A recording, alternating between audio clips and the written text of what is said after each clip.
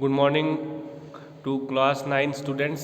So today we are going to start informal letter. So you all, I think, are having a little bit of idea about informal letter.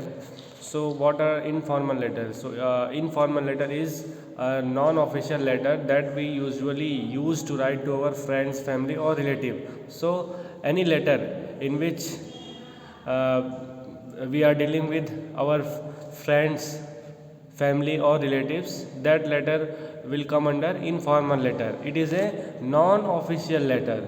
This thing you should keep in mind, that it is non-official letter. Okay, non-official. It is not an official one. It is not an official one. This thing you should keep in mind. It is non-official letter that we usually write to our friends, family or relatives. These letters are personal letter. These are not official letter. These are personal letters that are not used for official purposes. There could be many reasons for which we write these letters to our family and friends. For example, if we want to inform them about our achievement in school or colleges, then we write them a letter to spread our personal news.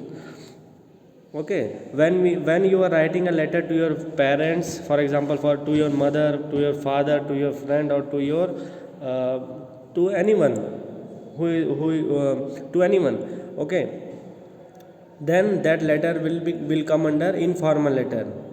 It is not an official letter. For example, if you are writing to your principal, to your principal, to your class teacher, that will come under formal letter.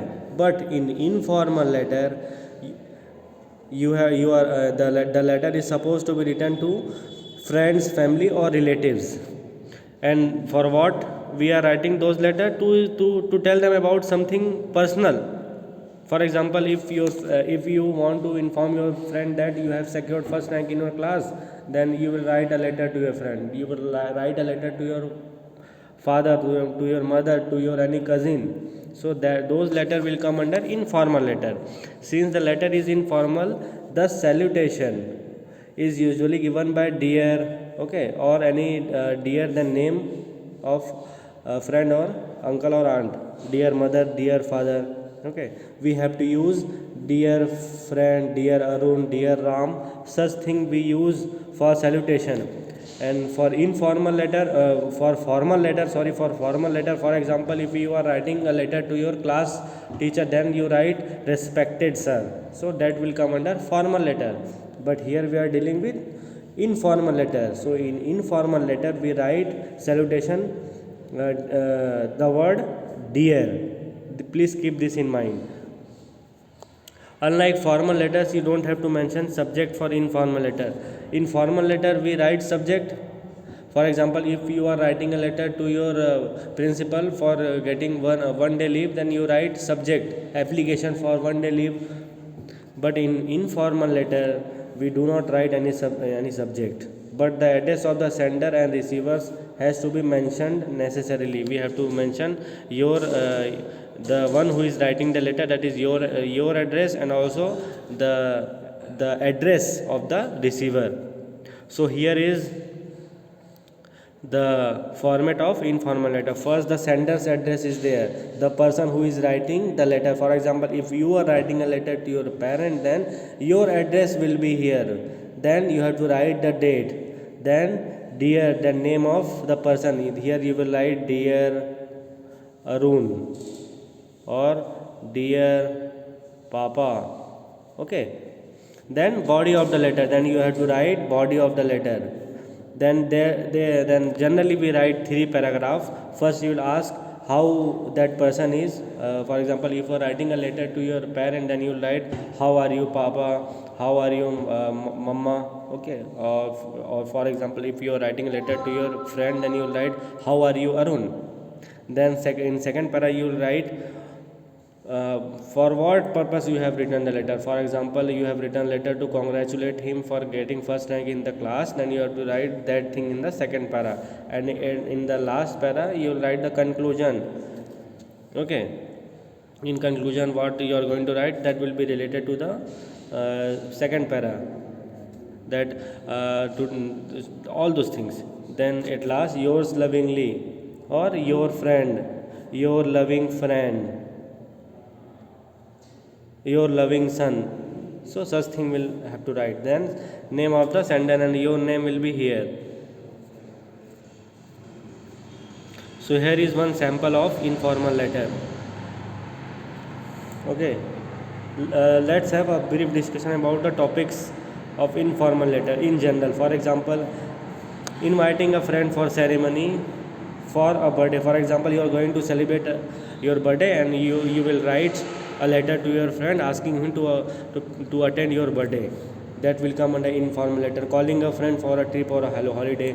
For example, you have planned that you will be going to a trip, then you will write a letter to a friend asking him to come. Then asking sorry or any apology to someone for making mistakes you have done. Congratulating a friend for his success, this I have already mentioned. So invitation for marriage. So all this thing will come under informal letter. So here is one sample. For example, you are writing a letter for birthday invitation to your friend. Okay, here you can see this letter is your address, then date is there, then dear Printi. Here we are using dear as salutation. We are not writing respected Priti, no, we will write dear. Then here we are asking about their whereabout, how is the health of that person. So how are you, how are your family members, how is the weather there, hoping you are doing well and I am also fine here. Then in the second para you will tell her about that your birthday is going to be there and please come and all those things. I am writing this letter to invite you for my birthday party which will be celebrated on, you have to mention the date in which your birthday is there. The party will be conducted in your Lonavala farmhouse. This is the address where the party is going to be celebrated. It will be the time at which the party will begin, you have to mention that too. Then you have to mention the address. And at last the conclusion what you write, it has been a long time since we have seen each other and I will be really happy if you can attend my birthday party waiting to meet you. So at last you have to write the conclusion that I will be really happy if you attend my birthday. Take care, with love, your name. Here you can also write your friend or your loving friend. Okay, such thing you can write.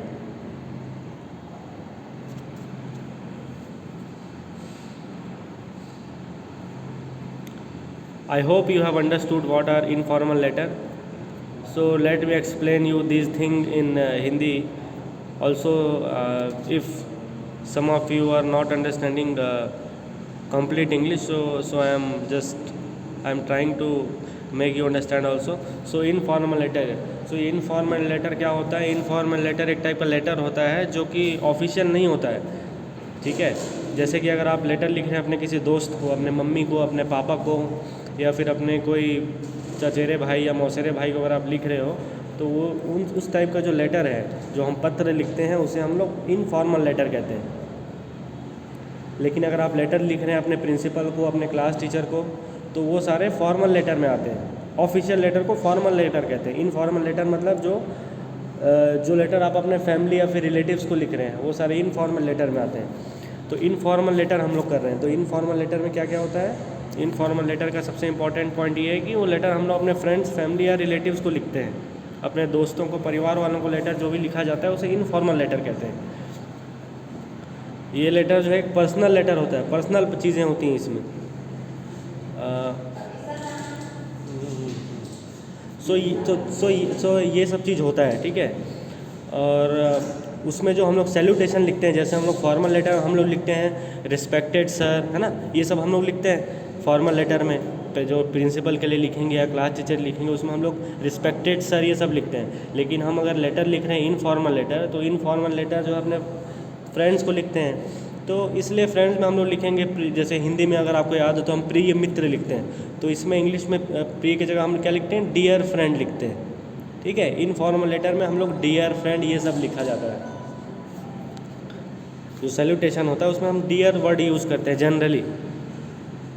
और इसमें हम लोग subject भी नहीं लिखते हैं, इसमें हम लोग डायरेक्ट स्टार्ट हो जाते हैं। ठीक है। अब उसका फॉर्मेट क्या है इनफॉर्मल लेटर का? सबसे पहले आप अपना एड्रेस लिखेंगे, सामने वाले का एड्रेस नहीं, पहले अपना एड्रेस, उसके बाद फिर डेट लिखते हैं, ठीक है, कि जिस डेट में आप लेटर लिख रहे हैं। उसके बाद फिर उस दोस्त का नाम लिखते हैं, डियर जो भी आपके दोस्त का नाम है। उसके बाद फिर लेटर स्टार्ट हो जाता है।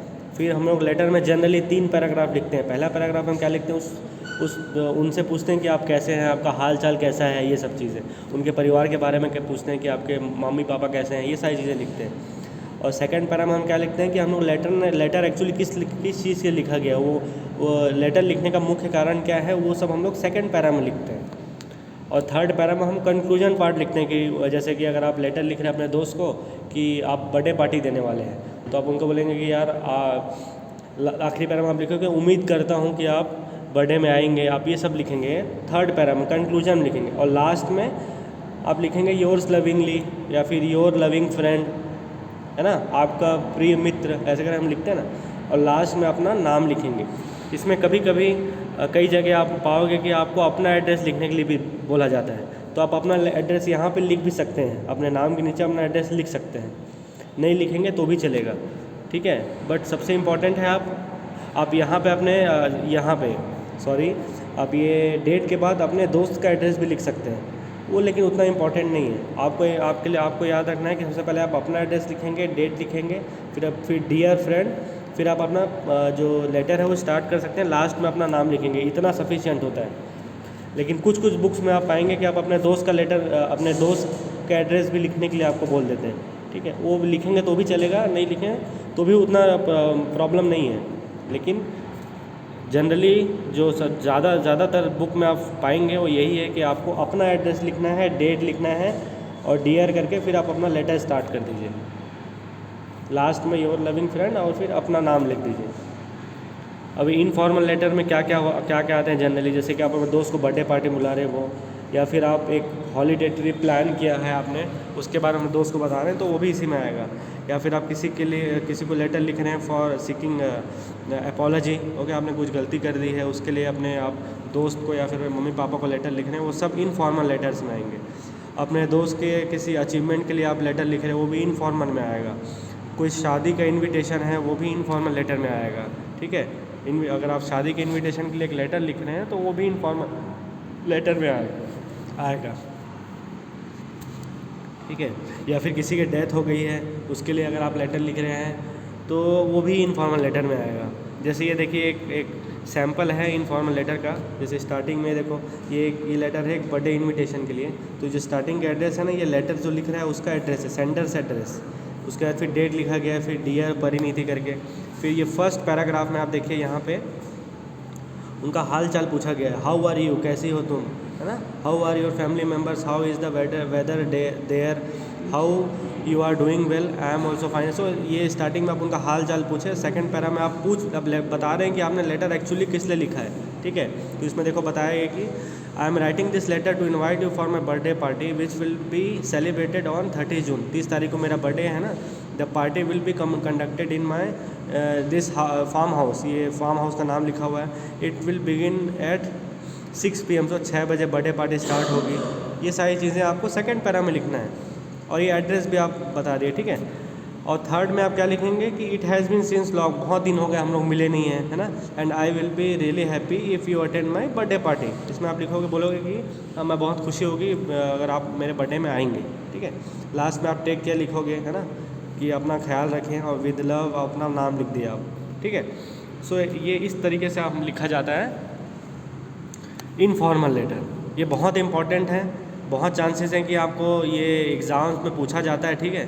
अभी कुछ दिन के अंदर हम लोग असाइनमेंट देने वाले हैं, 1-2 दिन में आपको असाइनमेंट पता चल जाएगा।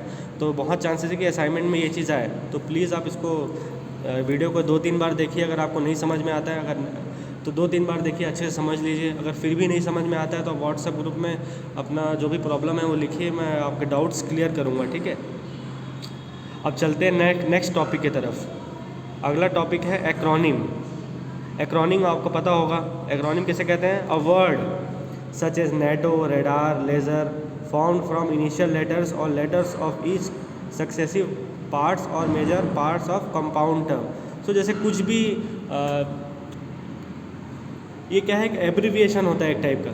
जैसे फॉर एग्जांपल आपको पता होगा SBI, एक बैंक का नाम है ना SBI। सो SBI का ये तो शॉर्ट फॉर्म है, इसका फुल फॉर्म क्या है, स्टेट बैंक ऑफ इंडिया। तो जो SBI हो गया ये एक्रोनिम हो गया, शॉर्टर फॉर्म होता है। कोई बड़े कॉम्बिनेशन ऑफ वर्ड या कॉम्बिनेशन ऑफ वर्ड का, फॉर एग्जांपल यानी कोई इंस्टीट्यूट का नाम है ना। इंस्टीट्यूट जैसे कि आपको पता होगा एक KVS है ना, केंद्रीय विद्यालय संगठन। एक सेंट्रल स्कूल जो है KVS की जिसका नाम है केंद्रीय विद्यालय संगठन, उसको शॉर्ट में KVS बोलते हैं, है ना।